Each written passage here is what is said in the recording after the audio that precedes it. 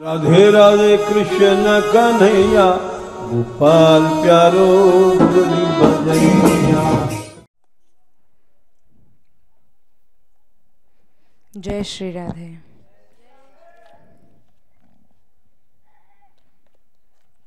श्री राधा मान मेरी लाल एवं श्री शिवा महाराज के श्री चरणों में बारंबार प्रणाम।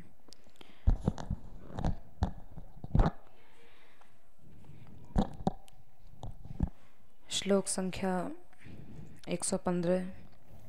रहो दास्यं तस्याः किमपि वृषभानोर्व्रजवरी यसः पुत्र्या पूर्ण प्रणय रसमूर्तिर्यदि लभे तदा नः किं धर्मे किमु सुरगणैः किं च विधना किमीशेन श्याम प्रिय मिलन यत्नैरपि च किम्।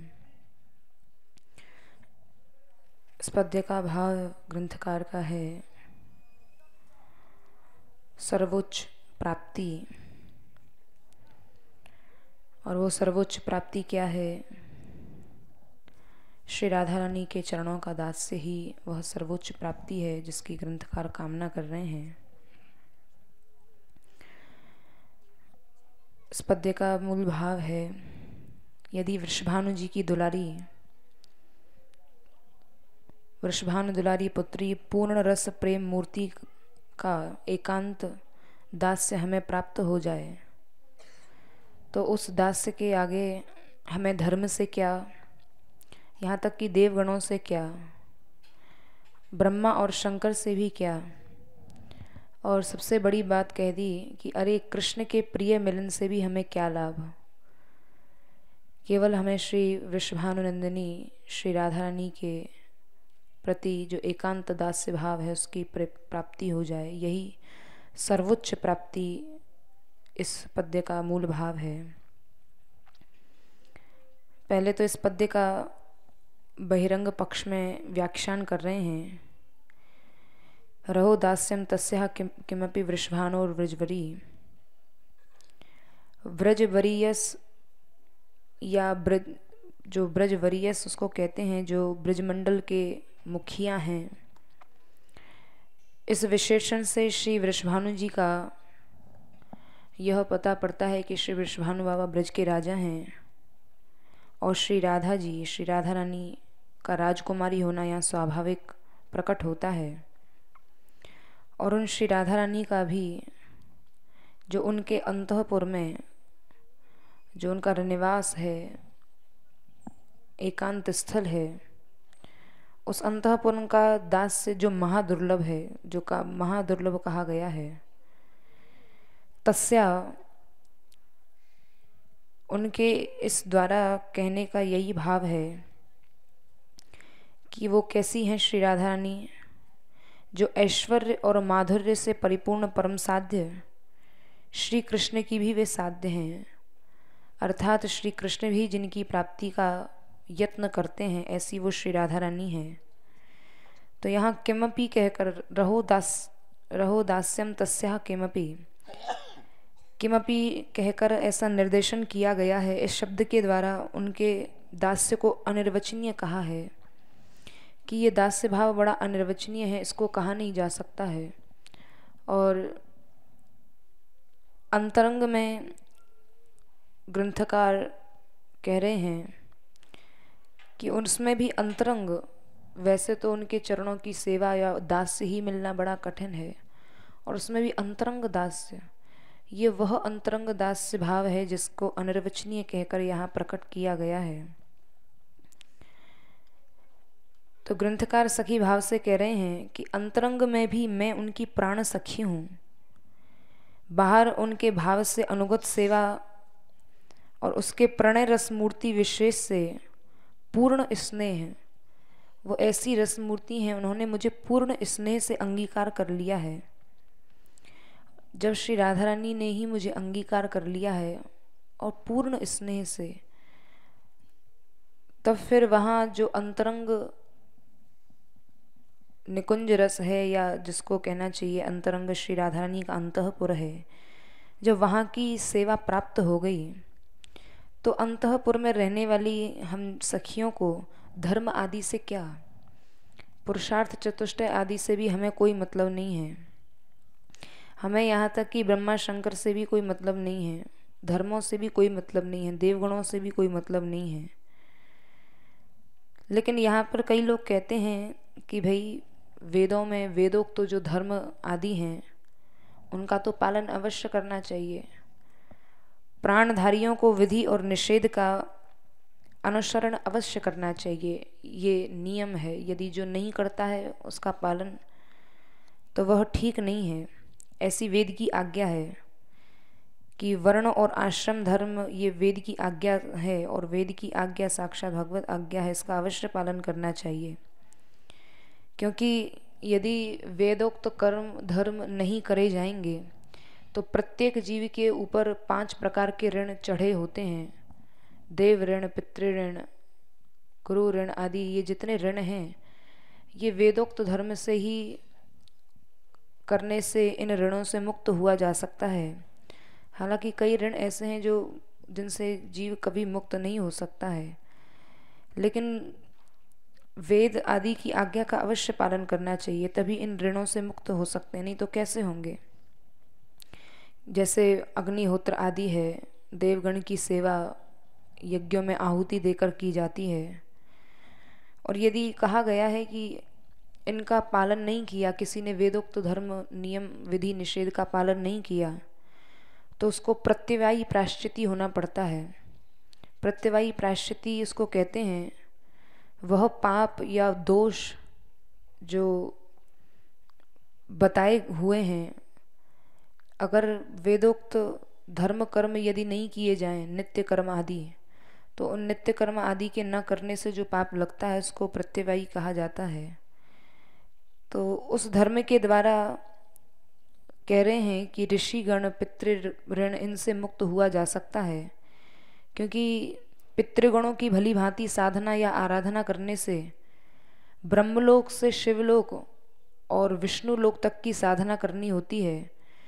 यदि कोई निष्ठापूर्वक वेदोक्त कर्म धर्म का पालन करे तो अपने धर्म में निष्ठा रखने वाला मनुष्य 100 जन्म में ब्रह्म पद प्राप्त करता है, और भक्तजन विष्णु धाम की प्राप्ति करते हैं, ऐसा कहा गया है। लेकिन यहाँ स्पष्ट कह दिया कि ये जितने धर्म हैं वेद आदि के धर्म, यह धर्म हमारे लिए नहीं है। जिनको श्री राधा चरण रस की प्राप्ति हो चुकी है या जिनको श्री राधा रानी ने अपनी निकुंज सेवा में स्वीकार कर लिया है, तो मन में प्रश्न होगा भाई कि ये आप लोग कैसे धर्मी हैं, क्योंकि यह जो रस है यह समझा नहीं जा सकता है। यह तो रस आस्वादन करने का विषय है। अब इसको तर्क वितर्क से इस रस की प्राप्ति नहीं हो सकती है। तो कहते हैं कि आप लोग कैसे धर्मी हैं, तो इस प्रसिद्ध तर्क का आश्रय लेकर उत्तर देते हैं कि कौन कौन उत्तर दे रहे हैं। ग्रंथकार कह रहे हैं कि भैया हम तो उस राधा रस में निमग्न हैं। आपका प्रश्न तो ऐसा है, आपका तर्क तो ऐसा है कि जैसे पश्चिम दिशा में कोई वस्तु रखी हुई है और पश्चिम में दिशा में रखी हुई वस्तु को कोई सोचे कि हम उत्तर दिशा में जाकर और उस वस्तु को प्राप्त कर लें, तो वो कदाचित संभव नहीं है। पश्चिम दिशा में जो वस्तु रखी हुई है वो पश्चिम दिशा में ही प्राप्त होगी, जो उत्तर दिशा में रखी हुई है वो उत्तर दिशा की ओर जाने पर ही प्राप्त होगी। तो इसलिए क्योंकि जिसको जैसी खेती चाहिए उसके अनुसार ही बीज बोना पड़ेगा, बीज का वपन करना पड़ेगा। गेहूँ चाहिए तो गेहूँ ही बोना पड़ेगा, धान चाहिए तो धान ही बोना पड़ेगा। तो इसी प्रकार यहाँ पर भी यह इस प्रश्न का उत्तर देते हुए कहते हैं, सभी के लिए अपने इष्ट पदार्थ की प्राप्ति ही फल रूप होती है। यहाँ जिस साधन और साध्य की बात हो रही है इस ग्रंथ के माध्यम से, यहाँ साध्य और है और साधन भी कुछ और ही है। यह तर्क वितर्क करके विवाद करने का विषय नहीं है। इसलिए प्रत्येक धर्म आदि साधन के विषय में क्या विवाद किया जाए। यदि वृक्ष की जड़ में ही पानी दे दिया तो फिर अलग अलग पुष्प पे, पल्लव, तना, शाखा आदि पर पानी फेंकने की कोई आवश्यकता नहीं है। मूल में दे दिया तो सब जगह लग गया, क्योंकि ऐसा भगवान ने स्वयं कहा है श्री कृष्णस्तु भगवान स्वयं, कृष्ण तो स्वयं भगवान हैं, सभी अवतारों के अवतारी हैं। और उन कृष्ण ने भी अर्जुन से कहा था सर्वधर्मान परित्यज्य मामेकं शरणं भज, कि सब धर्मों का परित्याग करके मेरी शरण में आ जाओ। यहाँ पर शरणागत जन के लिए अन्य सभी धर्मों का परित्याग सिद्ध होता है, ऐसा स्वयं भगवान ने कहा है कि शरणागत के पास इतनी शक्ति आ जाती है कि उसको फिर कोई धर्म मर्यादा आदि उसको ये सब बंधन जो हैं बांध नहीं सकते हैं। जैसे नदी होती है जब वर्षा काल में, उसका इतना विकराल स्वरूप हो जाता है, इतना वेगमय स्वरूप, विशाल स्वरूप हो जाता है कि वो तट आदि को भी तोड़ देती है। तो ऐसे ही यहाँ ये जो धर्म कर्म बताए गए हैं, जो वेदोक्त धर्म, ये जो अनन्य रसिक हैं उनको ये बांध नहीं सकते हैं। और ये देखा भी जाता है कि जो अनन्य रसिक जन हैं वो कभी कभी देखा जाता है कि इन धर्मों का उल्लंघन करते हुए भी दिखाई देते हैं। लेकिन स्वयं भगवान ने कहा है कि तुमको कोई पाप नहीं लगेगा, यदि सच्ची शरण ग्रहण कर रखी है तो सब धर्मों को छोड़कर आ जाओ, मैं तुम्हें स्वीकार कर लूँगा। तो ये स्वयं भगवान के वाक्य हैं। तो यहाँ पर ये सब ईश आदि साध्य और असाधन संबंधी जितने भी तर्क हैं वो सब यहाँ निष्ठा के कारण, अनन्य निष्ठा के कारण सब क्षीण हो जाते हैं। क्योंकि एक के साधे सब सधे और सब साधे सब जाहें। एक को ही साध के रखोगे तो सब सध जाएंगे, और यदि सबको साधने की कोशिश करी, इसमें भी हाथ मारा उसमें भी हाथ मारा, तो फिर कुछ नहीं हाथ लगेगा। दो नाव में पैर रखने वाला डूबेगा ही, पार तो कभी उतर ही नहीं सकता है। तो इस विषय में विस्तार करने की आवश्यकता नहीं है, जो स्वयं भगवान ने ही कह दिया है कि मेरी अनन्य शरणागति ले लो। तो वो भगवान उनकी प्रेमास्पद सबसे, क्योंकि त्रैसर्गिक लीला श्री ठाकुर जी ने की है। जब भगवान का अवतार हुआ है तो त्रिसर्ग में वह लीला हुई है। सबसे पहले ब्रज लीला, फिर मथुरा लीला और द्वारिका लीला। तो त्रिसर्ग की लीला में सबसे प्रिय श्री ठाकुर जी को ब्रज लीला ही है। और ब्रज लीला का भी अंतर जीवन श्री वृंदावनेश्वरी के साथ एकांत क्रीड़ा में उनको सर्वोत्तम आनंद की प्राप्ति होती है। और ऐसी श्री राधा रानी का दास्य मार्ग की प्राप्ति हो जाए तो भला विपरीत विवाद करने का अवकाश कहाँ रहता है। जिन भगवान ने कहा है तुम मेरी शरण में आ जाओ, अब वही भगवान जिनकी शरण ग्रहण करते हैं उनका दास्य मिल जाए तो फिर अन्य कुछ विवाद करने की कोई आवश्यकता ही नहीं दिखाई पड़ती। वो तो एक समय को व्यर्थ करना है। तो ऐसा ग्रंथकार का भाव लेकर टीकाकार कह रहे हैं कि ऐसी स्थिति क्यों है, क्योंकि हमारी गति और प्रगति सब बातों की परम साधक श्री राधा ही हैं। तो यहाँ पर श्री राधा रानी के विषय में और उनके दास्य का महत्व और कितनी यह लीला कितनी गूढ़ है, और इसका यहाँ बता रहे हैं कि ऐसी श्री राधा रानी का दास्य प्राप्त होने के बाद कुछ पाने की आवश्यकता नहीं रहती है। और यहाँ तक कह दिया किमीशेन श्याम प्रिय मिलन यत्नैरपि च किम, कि वो श्याम सुंदर भी ऐसी श्री राधा रानी के दास्य के आगे, वहाँ श्याम सुंदर से मिलाने वाले प्रयत्नों से भी हमें क्या है, हमें कोई तात्पर्य नहीं है। इसका यह आशय है कि बिना यत्न के किसी संबंध से यदि श्याम सुंदर मिल जाएं, यत्न नहीं किया, बिना यत्न के यदि श्याम सुंदर हमें मिल जाएं तो उनके विषय में बातचीत भी हो जाए। श्याम सुंदर मिल गए, बातचीत भी हो गई, और हमें कोई क्षति नहीं है इस बात से यदि बिना प्रयत्न के यदि श्याम सुंदर मिल जाते हैं। लेकिन यदि हमारे द्वारा कोई प्रयत्न होगा, जब हम यत्न करेंगे, यदि उनकी इस साधना या आराधना करेंगे, तो यत्न करने पर तो केवल श्री राधा रानी के ही दासी होने का सौभाग्य मिले, यही हमारा यत्न है। तभी तो कहते हैं रहो दास्यम तस्या, यहाँ साध्य और है तथा साधन। इसी कारण से कोई भी धर्म आदि हमारे फल का साधक नहीं है।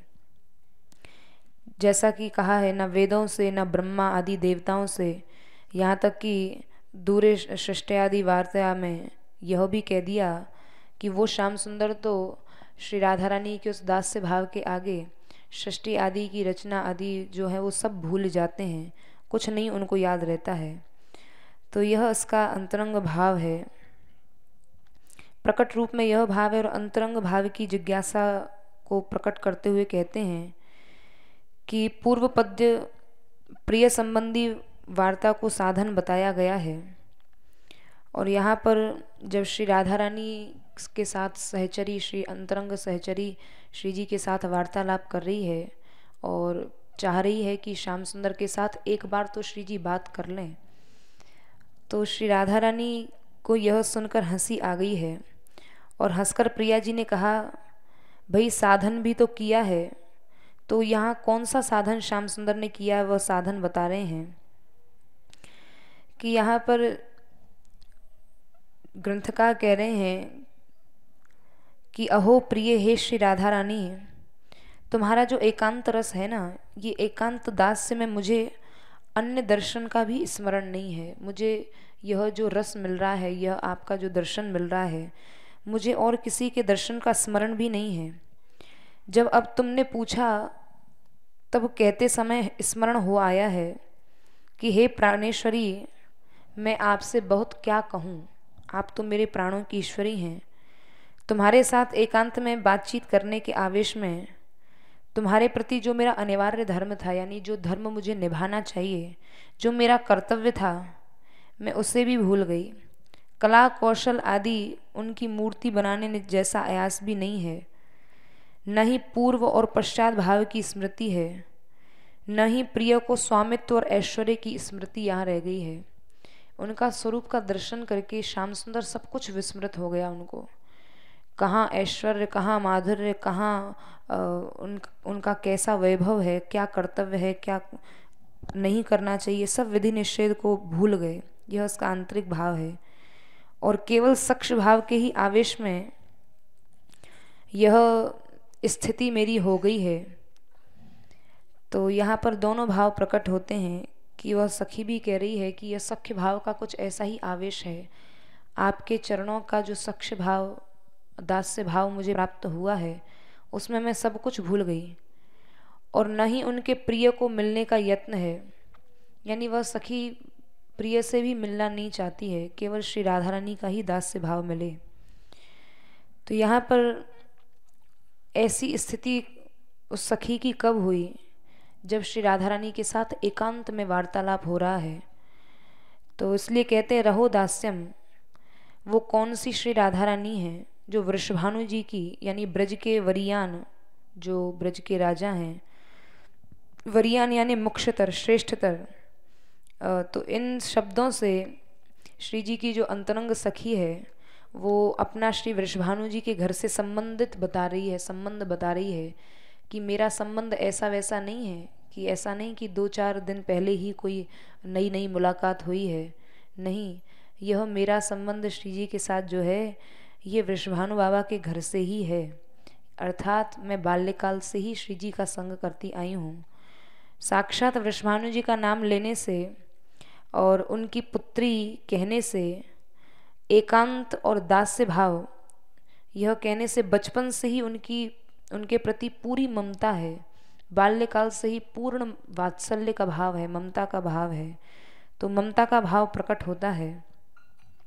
यदि मैं प्राप्त कर लूँ, यहाँ पर इस पद्य में जो ऐसी मुझे यह दास्य प्राप्त हो या कर लूँ, इस वाक्य में संदेह न होने पर भी यहाँ संदेह वाले वचन इसलिए कहे गए हैं कि वहाँ के सजातीय अंतरंगों की जो साधना से सिद्ध हुए हैं। जो सजातीय कहने का तात्पर्य है कि जैसे मैंने श्री राधा रानी के चरणों का आश्रय ले रखा है और साधन के द्वारा, अपने आराधन के द्वारा जो श्री राधा रानी को प्रसन्न कर रहे हैं, तो ऐसे साधन से सिद्ध हुए उनकी दृढ़ प्रतीति कराने के लिए ऐसे शब्द कहे गए हैं कि भाई जो मुझे रस प्राप्त है या श्री राधा रानी की जो दास्य भाव मुझे प्राप्त है, यह भाव आपको भी प्राप्त हो सकता है, लेकिन उसके पहले उतनी ही दृढ़ निष्ठा, वैसा ही समर्पण श्री जी के प्रति करना पड़ेगा। तो यहाँ यह भाव ग्रंथकार का प्रकट किया है। और यहाँ पर प्रिया जी के सामने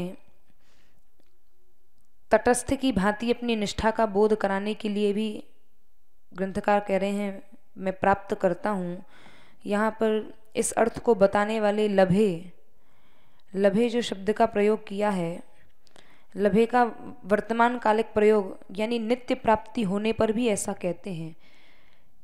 यह रस उनको नित्य प्राप्त है उस सखी को, लेकिन नित्य प्राप्ति होने पर भी ऐसा कहते हैं कि इस भाव को यह व्यक्त करता है कि बात कहने की एक ये विशेष रीति होती है कि जो वस्तु प्राप्त हो जाए और ऐसी वस्तु जो बड़ी दुर्लभ है, तो दुर्लभ वस्तु प्राप्त होने पर तो बहुत देर तक तो विश्वास ही नहीं होता कि यह वस्तु हमें प्राप्त भी हो गई है कि नहीं।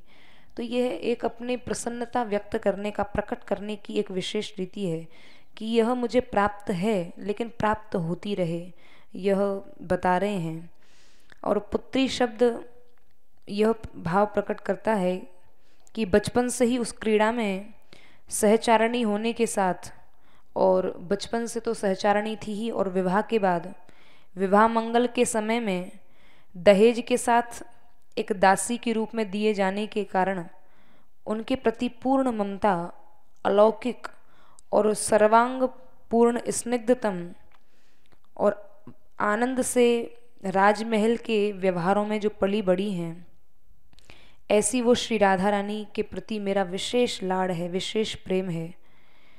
तो यहाँ पर पूर्ण प्रणय और रस की मूर्ति, इस विशेषण से जो श्री राधा रानी की प्राण सखी जिसको कहा है, ये श्री जी की प्राण सखी है, अंतरंग से अंतरंग बात राधा रानी इसी को बताती हैं। और प्राण सखी कभी कभी स्वयं ऐसा नहीं कि अपने आप ही यह संबोधन सखी कह रही है, बोले नहीं, यह प्राण सखी कह कहकर श्री राधा रानी उसको बुलाती हैं। तो श्री राधा रानी के मुख से कहे गए संबोधनों के द्वारा ये पूर्ण कृपा की पात्र बनी हुई है, और इतनी पूर्ण कृपा की पात्र बनी हुई है कि परिहास वचन, विश्वास और रस की वार्ता, जो परिहास होता है आपस में, रस की वार्ता होती है, उन वार्ताओं में भी ये सदा सिद्ध रहने वाली है, सदा तैयार रहती है। तो इस प्रकार की अधिकार सिद्धि इसको है। और ऐसी अधिकार सिद्धि हो जाने पर जो ललिता आदि सखी जन हैं, वो भी श्री राधा रानी के इतने अंतरंग रस में उनको प्रवेश नहीं है। वहाँ अकेली दास्य परा या दास्य भाव से परायण होकर मैं श्री जी के साथ रहती हूँ। तो यह रहो दास्य, रहो दास्य का अर्थात यही है कि एकांत में दासी भाव कहने का यही अभिप्राय है कि उसको अंतरंग से अंतरंग लीला की इसको प्राप्ति है, वैभव की प्राप्ति है। और वृंदावन निकुंज सीमु सदा स्वानंग रंगोत्सवई, जो श्रीमद् राधा सुधा निधि के 128वें श्लोक में कहा है कि ये वो दास्य भाव है कि जिस दास्य भाव को श्याम सुंदर ही प्राप्त करना चाहते हैं, ऐसी श्री वृंदावनेश्वरी हैं। तो दास्य भाव के उद्देश्य से यहाँ सखी कह रही है, जब ऐसा दास्य भाव मुझे प्राप्त हो गया है, जब ऐसी श्री जी की कृपा, विशेष कृपा मेरे ऊपर है, तब हमें अन्य धर्मों से क्या, अब यहाँ अन्य धर्मों की क्या आवश्यकता रह जाती है? कोई आवश्यकता नहीं है। और यहाँ पर योग्य अयोग्य, कर्तव्य अकर्तव्य का कोई विचार नहीं है। क्यों, ऐसा क्यों कहा? भाई सेवा में तो इन सब चीज़ों का विचार परम आवश्यक है। तो टीकाकार कह रहे हैं कि जैसे यहाँ कर्तव्य अकर्तव्य, योग्य अयोग्य से कहने का तात्पर्य यह है कि जैसे समय से मंगला आरती से लेकर शयन पर्यंत तक जो श्री राधा रानी के श्रृंगार है, उबटन है, भोजन है, बीड़ा आदि है, उनसे हमें क्या, ऐसा कहने का तात्पर्य यही है कि हमारी स्वामिनी और हमारे स्वामी की मैं तो पहले बड़े ही विचार पूर्वक और बड़ी ही सजगता से सेवा किया करती थी, लेकिन अब ये स्वामिनी जो ऐसी हो गई हैं कि अब ये सेवाओं में स्वयं ही विलंब कराने लगी हैं। अब बात करने लग जाएं तो, क्योंकि श्री जी की सखी और राधा रानी जब आपस में बात करने लग जाएं तो कब कौन सा समय, मंगला आरती का समय निकल गया या भोजन का समय निकल गया या पता ही नहीं पड़ता। तो अतिक्रमण, समय का अतिक्रमण हो जाने पर कोई भी अंगों की सेवा मेरे द्वारा नहीं की जा सकती है, क्योंकि अब मुझे सेवा करने का अवसर ही नहीं प्राप्त हो पाता है, क्योंकि श्री जी मेरे से वार्तालाप करती ही जा रही हैं और मैं भी श्री जी से वार्तालाप कर रही हूँ। तो उस समय में फिर जो अन्य सखी जन हैं वो आपकी सेवा किया करती हैं, क्योंकि मुझे तो अवकाश ही नहीं मिलता। अवकाश से तात्पर्य यह है कि श्री जी को आनंद आ रहा है बात करने में, तो वह सखी बीच में विघ्न नहीं डालना चाहती है कि जैसी श्री जी की प्रसन्नता है उसमें ही मैं प्रसन्न हूँ। तब अन्य सखी जन इन सब सेवाओं को स्वीकार कर लेती हैं। तो यहाँ पर श्री राधारानी की ऐसी अंतरंग सखी है। और फिर एक और बात कही कि एकांत में रस और प्रणय में प्रियतम की कौतुक में वार्ताओं के संपादन कर्म के प्रस्तुत हो जाने पर मेरे धर्मों से अब मुझे क्या करना है। एकांत में प्रियतम की जब बात करती है वह सखी श्री राधारानी से कौतुकमयी बातें सब बताती है कि देखो तो सही, प्रियतम बाहर खड़े हैं, हमारे चरणों में बार बार गिर रहे हैं। जो पूर्व पद्य में ये भाव हम लोग सुन चुके हैं कि श्री राधारानी की सखियों से श्याम सुंदर जाके उन्होंने विनय करते हैं। तो यहाँ सखी कह रही है कि जब ऐसी कौतुक में वार्ताओं का संपादन कर्म के प्रस्तुत हो जाने पर अब मुझे सब धर्म यही प्राप्त हो गए, मुझे अन्य धर्मों से कोई मतलब नहीं है। जो तुम्हें अच्छा लगता है, यानी श्री राधा रानी को कृष्ण चर्चा अच्छी लगती है, समझ रही है सखी, तो वह कह रही है वही सबसे बड़ा धर्म है। और सुरगणई का यहाँ भाव लिया है। सुरगणई का तात्पर्य यह है कि जो सुष्ठु यानी भली भांति विराजमान होते हैं वो सुर कहलाते हैं। सुष्ठु राव अथवा शब्द करते हैं, सुष्ठु उसको कहते हैं जैसे जो सुर कहलाते हैं, राग्य वाद्य नाट्य अक्षर में गुण 64 कलाएं, उनके प्रत्येक उन कलाओं के भेदों के समूह। तो यहाँ पर जो भली भांति विराजते हैं उसको सुष्ठु कहा जाता है। तो इस निर्देशन से और उसमें भी जितने भी गुण हैं, जितनी कलाएं हैं, उनके गुणों के साथ उनके देवता भी विराजमान होते हैं। तो इस निर्देश से सभी गुणों के अधिष्ठात्री देवता कहे गए हैं। लेकिन यहाँ भैया इन अधिष्ठात्री देवताओं की बात नहीं हो रही है। यहाँ तो इस निकुंज में कौन विराज रहा है, इस धाम में तो मूर्तिमती अधिष्ठात्री देवी सुर शब्द से जो कही गई हैं वो यहाँ दिव्य गुण हैं। यहाँ साधारण कोई अधिष्ठात्री देवता नहीं विराज रहा है। बोलो यहाँ सुष्ठु रूप में तो इस वृंदावन की अधीश्वरी देवी स्वयं श्री राधा रानी ही विराज रही हैं। और पहले तो हमारा प्रयत्न था कि न जाने किस गुण से प्रिया जी हम पर प्रसन्न हो जाएं, किंतु अब तो उनके एकांत रसावेश में अनायास ही प्रयत्न समाप्त हो गया और गुण तो उनके सिखाए हुए हम में हैं ही। श्री राधा रानी यहाँ जो भी गुण दिखाई दे रहे हैं इस वृंदावन की भूमि में वो सब श्री राधा रानी के द्वारा ही प्रदत्त हैं। तो इसलिए हमें और किसी से कोई मतलब नहीं है, किसी देवता आदि से, किसी अधिष्ठात्री देवता से। हमें तो वृंदावन की ईश्वरी जो है, जो साक्षात विराज रही हैं, उन्हीं से हमें मतलब है। और यहाँ अब कहते हैं विधि। विधि से क्या तात्पर्य है? विधि का अर्थ होता है कि यह कार्य पहले करना चाहिए या ये कार्य बाद में करना चाहिए। तो विधि निषेध उसको कहा जाता है कि क्या करने योग्य है, क्या नहीं करने योग्य है। लेकिन कौतुक शालिनी स्वामिनी के कौतुक संबंधी आवेश से जहाँ विधि आ पड़े तब वहाँ वही करना चाहिए, यानी जो श्री राधा रानी चाहें वही यहाँ करना चाहिए। उसके अलावा और किसी चीज़ का विचार ही नहीं किया जाना चाहिए। कहाँ जाना, कहाँ रहना, ये सब श्री जी ही अनुमति देती हैं। तो ईश से क्या तात्पर्य है? तो फिर ईश क्या है? यहाँ ईश है वृंदावन के ईश। हमारी स्वामिनी के प्रति श्याम सुंदर उनकी आज्ञा का तो पालन करते ही हैं, और हम तो सक्ष भाव के आवेश में उस आज्ञा को ही भूल जाते हैं। यानी जो वृंदावन के ईश हैं उनकी आज्ञा को भी हम यहाँ भूल जाते हैं। कौन, किसके कारण भूल जाते हैं? बोले वृंदावनी की ईश्वरी श्री राधा रानी के भावावेश में, सक्ष आवेश में। क्योंकि श्याम सुंदर निकुंज द्वार पर खड़े हुए हैं और चाटुकारिता के साथ श्याम सुंदर ने कहा, अरे सखी तू भली भांति मेरी अभिलाषा उस कुंज में सिद्ध हो, यानी प्रिया जी के मन रूपी अश्व का परिवर्तन करने के निमित्त मैं तुम्हारे आश्रित हूँ। तुम जो कहोगी मैं वो करूँगा, लेकिन तुम एक बार मुझे श्री राधा रानी से मिलवा दो। तो श्री प्रिया जी के पास वह सखी जाती है श्याम सुंदर के कहने से। तो श्याम सुंदर के कहने से जब गई है तो श्याम सुंदर के इशारे का अनुकरण करने से वहाँ पर जब श्री जी के पास वह सखी जाती है, देखती है कि श्री राधा रानी विराजी हुई हैं, प्रिया जी के समीप गई और सोच रही है कि मैं श्याम सुंदर के उस भाव को कहूँ, लेकिन ऐसे तो कह नहीं सकती कि जाते ही कह दिया। पहले श्री जी के मन की अनुकूलता को देखती है कि श्री जी अनुकूल हैं कि नहीं इस बात को सुनने में। तो बड़ी देर खड़ी रही सखी, काल बीत गया, समय बीत गया। अब इधर बाहर प्रियतम खड़े खड़े रास्ता देखते हैं, अरे आती ही होगी, अब आ रही होगी, इस रास्ते से अब आ रही होगी।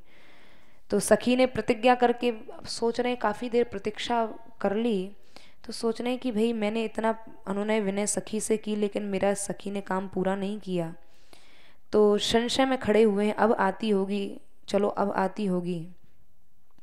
तो भी मैंने उनके ईशत्व आदि का कोई भय नहीं माना।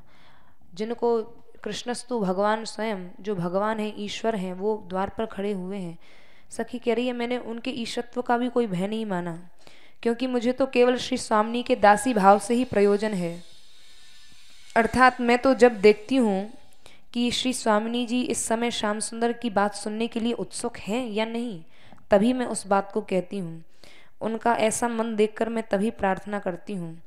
यहाँ यद्यपि सखी प्रिया प्रियतम दोनों के सुख से सुखनी है, यहाँ प्रिया प्रियतम दोनों के सुख को सखी चाहती है, प्रियतम भी प्रसन्न रहें और प्रिया जी भी प्रसन्न रहें, लेकिन यहाँ पर सूक्ष्म दृष्टि से यह समझना चाहिए कि दोनों के भाव से सुखनी है, तो भी कुछ भाव विशेष पक्षपात का जो भाव है वो प्रिया जी के ही पक्ष की ओर ज़्यादा रहता है सखी का।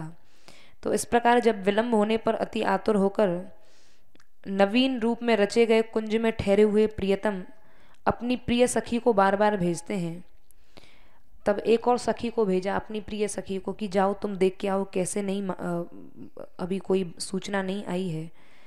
लेकिन मैं उस समय भी प्रिया जी के कौतुकों में ही संलग्न मग्न रहती हूँ। तब मेरी सखी ने श्री श्याम सुंदर की सखी से वृत्तांत को लाकर मुझे कहती है, जो श्याम सुंदर की सखी थी वो बाहर से आई और कहने लगी कि श्री कृष्ण की प्रिय सखी आपको बुला रही हैं, कोई समाचार कहने आई हैं। तब वह सखी कह रही है, मैंने उससे कहा कि भाई धैर्य रखो, अभी प्रिया जी को बाहर निकलने का अवकाश नहीं है। यानी श्री राधा रानी को श्याम सुंदर की चर्चा इतनी प्रिय लगने लगी कि उसमें ही श्री जी निमग्न हो गई। तो सखी ने कह दिया कि श्याम सुंदर को बाहर जाके कह दो कि अभी श्री जी को निकलने का अवकाश नहीं है। तो ऐसा यत्न श्याम सुंदर बार बार करते रहते हैं। तो यहाँ पर इस प्रकार यहाँ प्रियतम के मिलने के यत्नों से भी मुझे क्या है, यानी वहाँ उस सखी को श्री राधा रानी के उस दास्य भाव से यह भी फुर्सत नहीं है कि वह जाके बाहर जाके श्याम सुंदर को प्रति उत्तर दे पाए। बोले मुझे श्याम सुंदर के मिलने से भी के यत्न से भी कोई प्रयोजन नहीं है। तो यहाँ प्रश्न होता है कि श्री स्वामिनी के प्रियतम के आराधने की अपेक्षा कैसे की जा सकती है। ऐसी आशंका करके यही भाव प्रकट होता है कि उनकी भी परम आराध्या श्री राधा ही हैं, सखी की भी परम आराध्या हैं और श्याम सुंदर की भी परम आराध्या हैं। तो इस आशय से ग्रंथकार कह रहे हैं कि इस आशय से मेरी तो परम सौंदर्य और रूप वाली स्वामिनी एकमात्र आराध्या श्री राधा रानी ही है। यहाँ मुझे न किसी धर्म से तात्पर्य है, न किसी देवी देवता से मुझे मतलब है, न यहाँ तक कि श्याम सुंदर मुझे मिलें इसका भी कोई मुझे प्रयत्न नहीं है या उससे भी कोई प्रयोजन नहीं है। बस मेरी श्री राधा रानी, मेरी स्वामिनी जी जिसमें प्रसन्न है, मेरी भी उसी में प्रसन्नता है। जय श्री राधे। श्री राधा मान मेरे लाल श्री श्री बाबा महाराज के श्री चरणों में प्रणाम। श्लोक संख्या 116। चंद्रास्य हरिणाक्षि देवी सुनसे शोणाधरे सुस्मिते चिल्लक्ष्मी भुजवल्ली कम्बुरुचिरग्रीवे गिरीन्द्रस्तने भज्यन मध्य बृहन्नितंब कदली खंडो रूपादाम्बुज प्रोन्मीलन नख चंद्र मंडली कदा राधे मया राध्य से। पूर्व पद्य में धर्मों के प्रति ब्रह्मा शंकर आदि देवताओं के प्रति एवं किमीशेन श्याम प्रिय मिलन यत्नैरपि च किम। श्याम सुंदर से मिलने के प्रयत्नों के प्रति भी एक उपेक्षा का दर्शन हुआ। तो यहाँ ये प्रश्न उठाया कि आप जिन स्वामिनी के प्रति अपनी परमाराध्यता को सिद्ध करना चाहते हैं, उन श्री स्वामिनी जी के प्रियतम की आराधना की उपेक्षा फिर भला कैसे कर सकते हैं। आप कह रहे हैं कि श्याम सुंदर से मिलकर भी मुझे क्या करना है, तो वे श्याम सुंदर भी तो उन्हीं श्री राधा रानी के प्रियतम हैं, अतः उनके आराधना की उपेक्षा कैसे की जा सकती है, क्योंकि उनकी परमाराध्य भी श्री राधा हैं। तब इस आशय से ग्रंथकार यहाँ केवल और केवल श्री स्वामिनी राधा रानी के प्रति ही अपने आराध्य भाव को व्यक्त कर रहे हैं। वे कैसी राधा हैं, तो वे बता रहे हैं, मेरी तो परम सौंदर्य और रूप वाली श्री स्वामिनी ही एकमात्र आराध्या हैं। उस परम सौंदर्य का वर्णन इस श्लोक में ग्रंथकार ने किया है, जिसमें उनके आराधना की एक तीव्र भावना प्रकट हो रही है। हे चंद्रमुखी, हे मृगलोचनी, हे देवी, हे सुंदर नासिका वाली, हे अरुण अधर वाली, सुंदर मुस्कान वाली, शोभा संपत्ति युक्त लताबद्ध भुजाओं वाली, शंख के समान सुंदर ग्रीवा वाली, स्वर्ण पर्वतवत स्तन मंडल वाली, पतली कमर वाली, विशाल नितंब वाली और कदली खंड के समान जंघा वाली और कमल के समान चरणों वाली, हे चमकते हुए नखचंद्र मंडल की शोभा से युक्त, आप मेरी आराधना को कब स्वीकार करेंगी। श्री राधा रानी के श्री अंगों के शुभ लक्षणों की यहाँ बहुत सी उपमाएं दी हैं। तो जब सखी ने यहाँ अपनी श्री राधा रानी के प्रति एक विशेष निष्ठा जो दिखाई है, तो अपनी उस प्राण प्रिय सखी की अपने प्रति इस निष्ठा को देखकर श्री राधा रानी के हृदय में जो एक उल्लास हुआ है, एक आनंद उमड़ा है, उस आनंद के उत्कर्ष से ही यहाँ श्री राधा रानी के मुख पर जो एक प्रकाश की बहुलता दिखाई दे रही है, यानी अधिक मात्रा में उनके मुखमंडल पर आनंद के कारण जो एक प्रकाश दिखाई दे रहा है, उसी का यहाँ सखी वर्णन कर रही है। और उसी प्रकाश को श्लोक के सबसे प्रथम पद में चंद्रास्य, कैसी श्री राधा रानी हैं, चंद्रमुखी हैं। सखी कह रही है, हे स्वामिनी जी, बहुत क्या कहूँ, प्रियतम आपके मुखचंद्र के दर्शन के इच्छुक चकोर की तरह एकाग्र दृष्टि से आपकी मुख की ओर देखते हुए सदैव आपकी कृपा दृष्टि की अभिलाषा किया करते हैं। आपका मुख चंद्र है और प्रियतम के जो नेत्र हैं वो चकोर की भांति इस मुख चंद्र की ओर एकाग्रता से निरंतर लगे रहते हैं।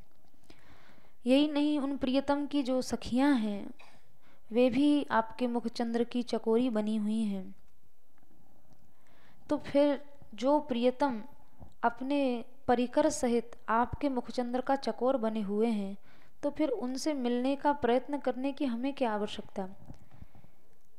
हम भी तो चकोरी हैं, जो सदा ही चकोर की ओर, चकोर जैसे चंद्रमा की ओर देखता है। तो चंद्र तो केवल आप ही हैं, बाकी प्रियतम हैं, हम हैं या प्रियतम की सखियां हैं, ये सब चकोर ही हैं। हे श्री स्वामिनी जी, हम भी चकोरी ही हैं। जैसे चंद्रमा के प्रति चकोर का आसक्त आसज्य भाव देखा जाता है, जैसे आसक्त भाव जो है वो चकोर में घटित होता है और आसज्य भाव जो है वो चंद्रमा में घटित होता है। तो जैसे चकोर की प्रीति का विषय चंद्र है, ऐसे ही प्रियतम भी चकोर हैं, हम भी चकोरी हैं, सब चकोर और चकोरी ही हैं। हम सबकी प्रीति का विषय तो एकमात्र आप ही हैं, अर्थात सबका विषय आपका मुखचंद्र ही है। फिर किसी को किसी अन्य के दर्शन का अवकाश ही कहाँ हो सकता है। तो आप ही एकमात्र चंद्र हैं, तो सब चकोर चकोरी आप ही को तो देखेंगे। उन चकोर चकोरियों को जब एक ही चंद्र प्राप्त है तो वो अन्य किसी को क्या देखेंगे। तो यहाँ इस तरह जब सखी श्री राधा रानी से प्रार्थना कर ही रही थी, तब तक प्रियतम ने भी अपनी आतुरता को दिखाया कि मैं भी श्री राधा रानी के प्रति देखते हुए एक आतुरता व्यक्त की, मानो मैं भी एक चकोर ही हूँ और हे श्री राधे, हम सबका चंद्र आप ही हैं। तो जैसे ही प्रियतम ने एक आतुरता दिखाई, तो उसी समय श्री प्रिया जी प्रियतम के मनोगत भाव को जानकर और उनको आश्वासन देने के लिए, ढांढस बंधाने के लिए प्रिया जी ने प्रियतम की ओर नेत्र चालन किया, नेत्र चलाए। जैसे ही नेत्रों से कुछ संकेत किया, वह इस सखी ने देख लिया और फिर आगे हरिणाक्षी राधा रानी को दूसरा संबोधन दिया, धन्य है हे श्री राधे, आप हरिणाक्षी हैं।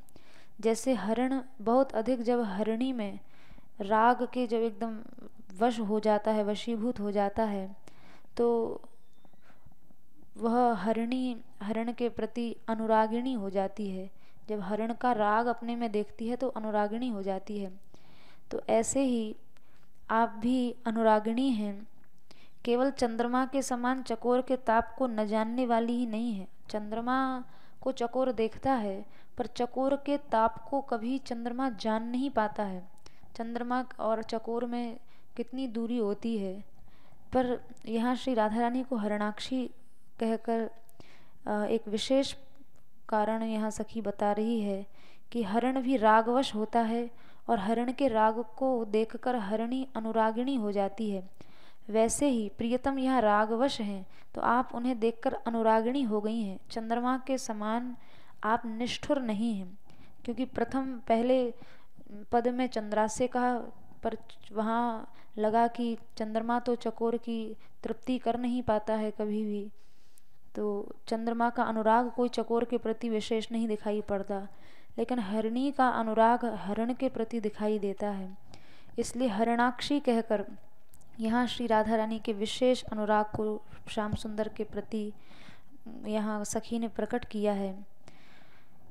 अन्यथा प्रियतम की आतुरता को भी श्री राधा रानी उसकी भी उपेक्षा कर सकती थी, पर प्रियतम ने जैसे ही आतुरता पूर्वक राधा रानी की ओर देखा, तो राधा रानी ने उनकी ओर नेत्र चालन कर दिया, यानी नेत्रों से संकेत कर दिया कि आप जो चाह रहे हैं वो अभिलाषा पूर्ण आपकी अवश्य होगी, आप चिंता न करें। तो हे श्री राधे, जैसे कृष्ण सार मृग देखता है, काले रंग का जो हिरण होता है, जैसे वह देखता है, आप भी इस समय कृष्णसार मृग जैसे कृष्ण को देख रही हैं। ये सुनकर विशेष चतुराई से प्रिया जी ने अपने कुछ अंग चेष्टाओं के द्वारा क्रीड़ा की, तो उसे फिर से सखी ने जान लिया और यहाँ सखी ने यहाँ श्री राधा रानी को देवी शब्द से संबोधित किया, क्योंकि दिव्य जो धातु है उसमें सभी प्रकार की क्रीड़ाएं भी आ जाती हैं।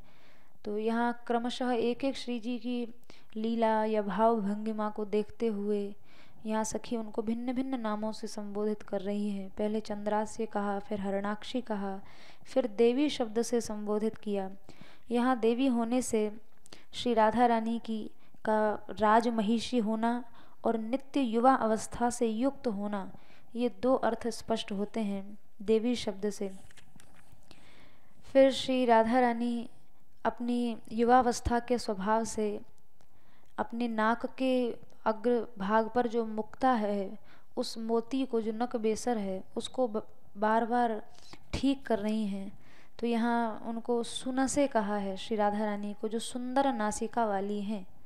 अथवा पहले का विलास श्री राधा रानी को स्मरण हो गया है, यानी प्रियतम के साथ जो उन्होंने पहले कभी विलास किया था, उस विलास की उनको याद आ गई और उस विलास से जो रस उत्पन्न हुआ उसको सह नहीं पाई और असह्यता के कारण मानो चढ़ी हुई नासिका से कुछ श्री जी संकोच प्रकट कर रही हैं।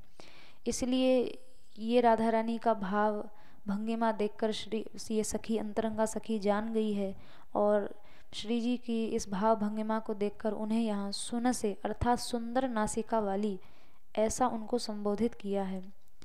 फिर रस के आवेश में श्री राधा रानी के अधरोष्ठ में स्फुरण हुआ। प्रियतम के मुख स्पर्श के आनंद की जो प्राप्ति का सूचक है। राधा रानी के अधरोष्ठ में जो स्फुरण हुआ है, ये इस सखी ने ये देख के जान लिया कि अवश्य ही प्रियतम को मुख स्पर्श का, यहाँ प्रियतम के मुख स्पर्श का आनंद यहाँ श्री जी को हुआ है। इसलिए उन्हें यहाँ शोणाधरे यानी अरुण अधर वाली, लाल लाल अधर वाली राधा रानी को कहा है। अर्थात हे श्री राधे, आप अनुरागवती हैं, अत्यंत उदार हैं। अवश्य ही इन अधरोष्ठों से आपने प्रियतम को रसदान किया है, और आप जैसे उदार व्यक्तित्व जिनका है उनके लिए रसदान देना कोई दुष्कर नहीं है, यानी कोई बड़ी बात या कठिन बात नहीं है। तो इस तरह से उस काल में श्री राधा रानी के उस रूप सौंदर्य को देखकर जैसे जैसे विचार इस सखी के मन में आ रहे हैं, वैसा वैसा वह तत्काल वर्णन करती जा रही है। तो इतना सब कुछ जब राधा रानी ने सुना तो राधा रानी ने कटाक्षपात किया और मंद मुस्कान, कटाक्ष करके राधा रानी मंद मुस्कुरा गई। तब ये सखी उस मुस्कान का वर्णन करने लगी। हे सुस्मिते अर्थात हे सुंदर मुस्कान वाली। यहाँ मुस्कान का ये अभिप्राय है कि मानो श्री राधा रानी उस सखी को कहना चाहती हैं कि अरे सखी, तेरा ये कैसा दुष्ट स्वभाव है कि तू मेरे अंतरंग से अंतरंग भावों को भी जान जाती है। यहाँ पर प्रियतम से मिलने की आतुरता को प्रकाशित करने वाले मेरे अंगों ने भेद नीति के द्वारा सब कुछ प्रकट कर दिया है। अर्थात ये सब मेरे जो अंग हैं ना, ये तुझसे मिल गए हैं, इन्होंने मेरा साथ छोड़ दिया है और ये प्रियतम से मिलने का भेद खोल रहे हैं। अर्थात प्रियतम से मिल चुके हैं अथवा प्रियतम से मिलने के लिए व्याकुल हो रहे हैं। इस सारे जो अंतरंग जो भेद है, इस भेद को मेरे अंग खोल रहे हैं। मैं नहीं चाहती कि मेरे अंगों की कोई भी भाव भंगिमा या क्रियाकलाप को देखकर मेरे अंतरंग भावों को कोई जाने, किंतु ये मेरे अंग, इन्होंने मेरे साथ जो है भेद नीति की है। अर्थात ये मुझे छोड़कर तुझसे मिल गए हैं, इसलिए मेरे सब अंतरंग बातों को ये तुझे बता रहे हैं। और फिर श्री राधा रानी को वह सखी चिल लक्ष्मी भुजवल्ली ऐसा संबोधित कर रही है।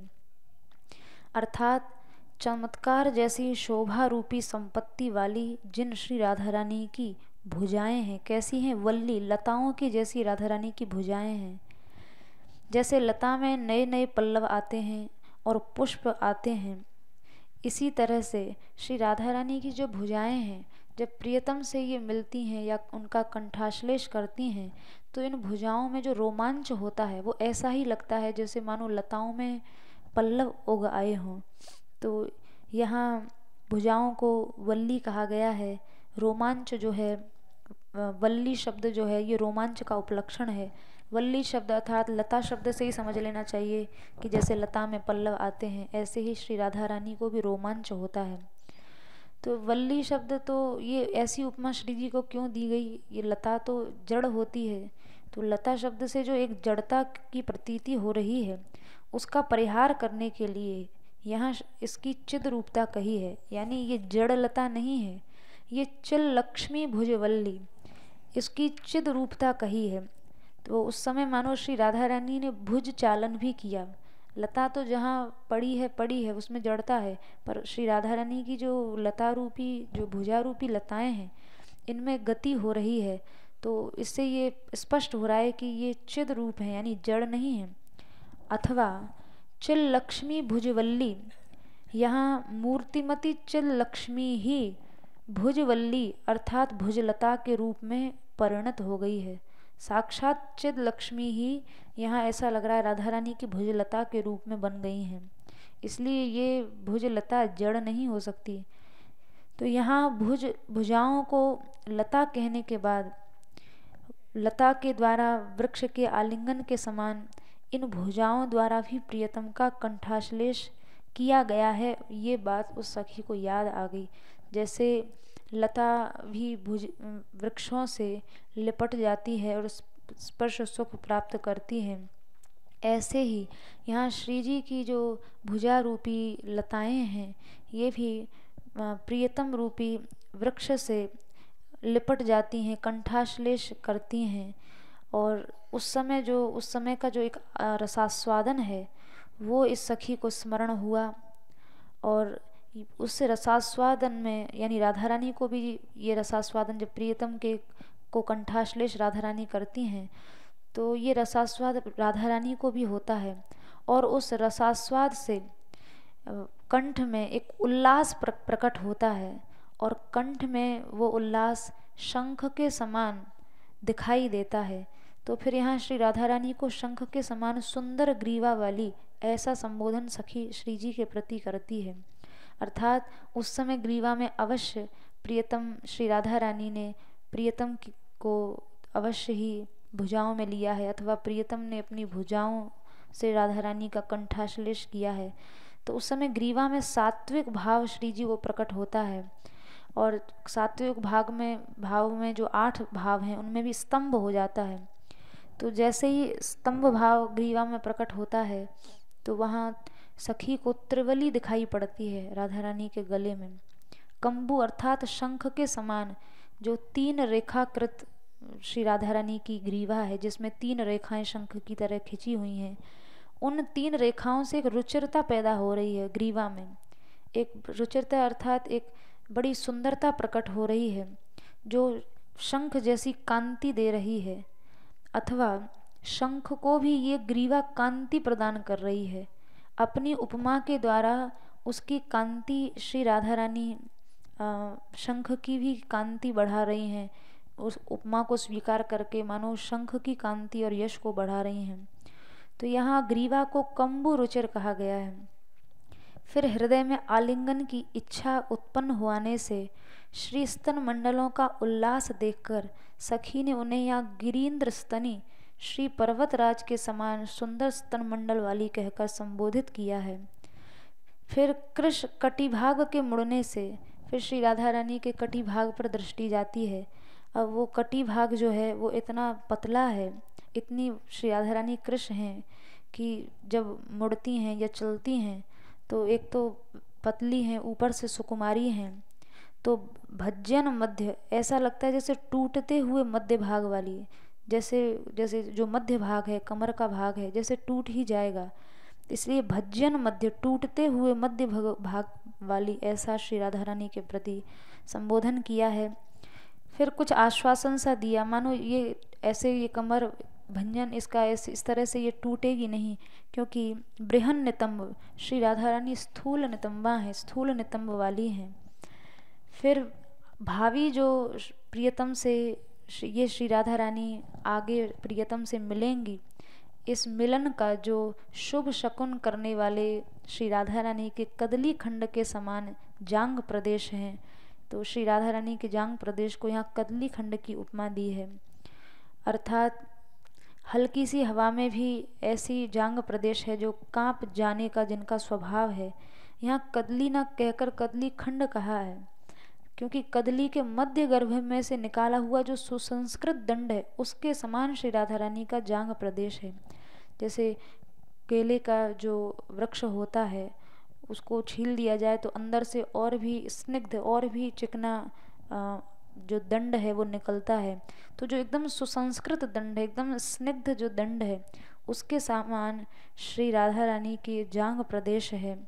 फिर कुछ राधा रानी के चरणों की ओर दृष्टि गई तो श्री राधा रानी के प्रति यहाँ उस सखी ने नख चंद्र मंडली, जिन श्री राधा ने पादाम्बुज प्रोन्मीलन नख चंद्र मंडली, श्री राधा रानी के चरणों के ऊपर दृष्टि गई तो पादाम्बुज संबोधन किया। फिर कुछ जो पैर श्री राधा रानी ने अपने चरण हिलाए तो श्री राधा रानी के नख हिले, नख के हिलने से जो शोभा हुई, उस शोभा के चमत्कार को देखकर सखी उनको नख चंद्र मंडली ऐसा संबोधित कर रही है।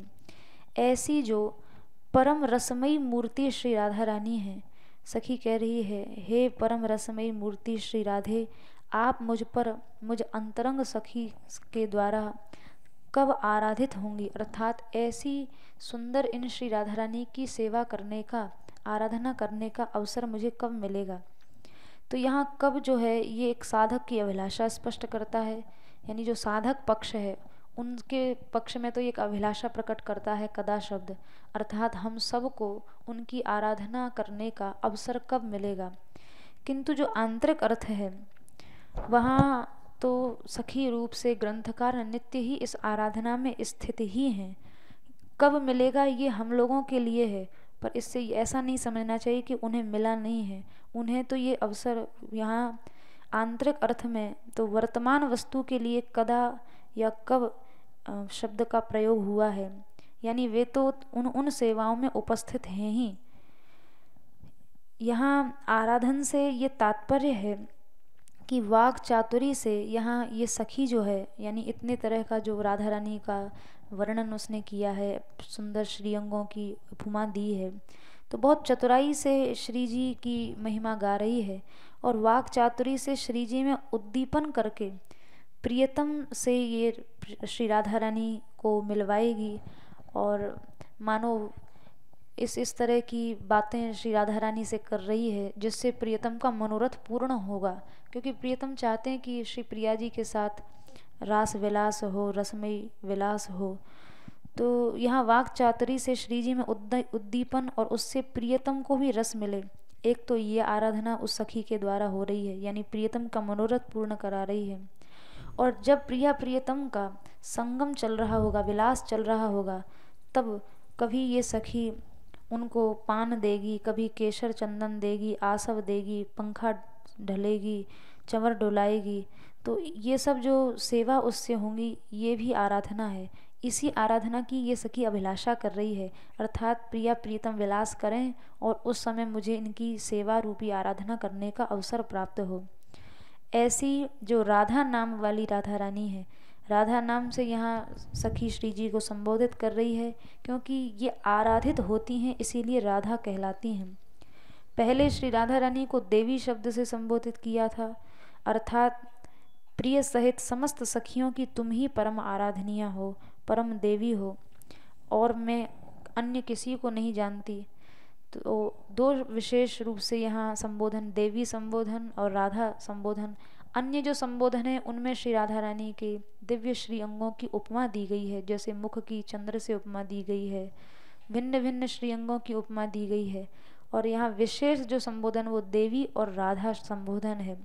यहाँ देवी इस संबोधन से ग्रंथकार का एक विशेष अभिप्राय है कि इस संबोधन में सभी जो दिव्य धातु से होने वाले जो 10 अर्थ हैं, क्रीड़ा, विजिगीषा, व्यवहार, द्युति, स्तुति, मोद, मद, स्वप्न, कांति, गति, ये 10 अर्थों में दिव्य धातु है। और इस दिव्य धातु देवी शब्द को कहकर मानो इन राधा रानी की इन 10 लीलाओं का स्मरण यहाँ ग्रंथकार को हुआ है। ऐसा यहाँ टीकाकार ने थोड़ा सा यहाँ स्पष्ट भी किया है कि चंद्रमा के समान आस्य माने जिनका मुख है, इसलिए उनको चंद्रास्य कहा है। राका चंद्रो वराकः, क्योंकि चंद्रमा का भी, जिन राधा रानी के मुखचंद्र के आगे चंद्रमा भी लज्जित हो जाता है। तो यहाँ देवी शब्द का जो विजिगीषा अर्थ है ये घटित होता है। विजिगीषा माने जीतने की इच्छा। तो राधा रानी के मुख चंद्र ने लौकिक जो चंद्र है उसको हरा दिया और मुख चंद्र जीत गया, तो विजिगीषा अर्थ घटित होता है। हरणाक्षी संबोधन में हरण के चंचल होने के कारण श्री जी इधर उधर देख रही हैं, तो उन भाव लीलाओं से देवी शब्द के क्रीड़ा अर्थ घटित होता है। हिरण की तरह इधर उधर देखते हुए बहुत सी अनेक प्रकार की भाव लीला राधा रानी कर रही हैं। तो यहाँ देवी अर्थात ये क्रीड़ा करने वाली जो देवी हैं, तो क्रीड़ा करना देवी शब्द से घटित हो रहा है। फिर यौवन के व्यवहार से नासिका के मुक्ता को बार बार ठीक कर रही हैं और सुंदर नासिका वाली हैं। तो यहाँ दिव्य धातु का तीसरा अर्थ है व्यवहार। तो इस तरह का व्यवहार श्री राधा रानी जो कर रही हैं वो व्यवहार अर्थ घटित हो रहा है। फिर श्री जी को शोणाधरे कहा है, लाल अधरोष्ठ वाली हैं। तो यहाँ इस संबोधन में देवी शब्द का द्युति रूपी अर्थ प्रकट होता है, क्योंकि दिव्य धातु का एक अर्थ द्युति भी है। तो वो द्युति उनके लाल लाल ओठों में दिखाई दे रही है। जिन श्री राधा रानी का बड़ा प्रशंसनीय यश है, सारा संसार ही नहीं प्रियतम भी जिनका यश गा रहे हैं, ऐसी प्रशंसनीय यश वाली होने के कारण जो सुस्मिता हैं, मंद मंद हंस रही हैं। तो यहाँ देवी शब्द का स्तुति रूप अर्थ प्रकट होता है, क्योंकि सारा संसार उन राधा रानी की स्तुति करता है। तो देवी से तात्पर्य जिनकी सब स्तुति करते हैं। फिर भुजा रूपी वल्ली या लताओं में रोमांच होने से हर्ष के कारण देवी शब्द में मोद रूपी अर्थ घटित होता है। श्री राधा रानी जैसे श्री कृष्ण का स्पर्श पाया है तो मन में एक प्रमोद हुआ, और यहाँ देवी शब्द का जो मोद अर्थ है वो घटित किया है। फिर ग्रीवा में स्तंभ रूप सात्विक भाव से गर्व रूपी अर्थ घटित किया है। इस तरह से दिव्य धातु के जो 10 अर्थ हैं वो 10 के 10 अर्थ देवी शब्द से, केवल देवी इतना सा संबोधन करने से राधा रानी की 10 लीलाओं को बहुत ही सुंदर ढंग से यहाँ टीकाकार ने दिव्य धातु के 10 अर्थों के साथ घटाया है। नख चालन करने पर गति रूपी अर्थ की संगति बिठाई है, और इस तरह से सभी श्रीअंगों में क्रीड़ा आदि 10 अर्थों की संगति की है, जिनको कृपा पात्र जन ही जान सकते हैं। जय श्री राधे।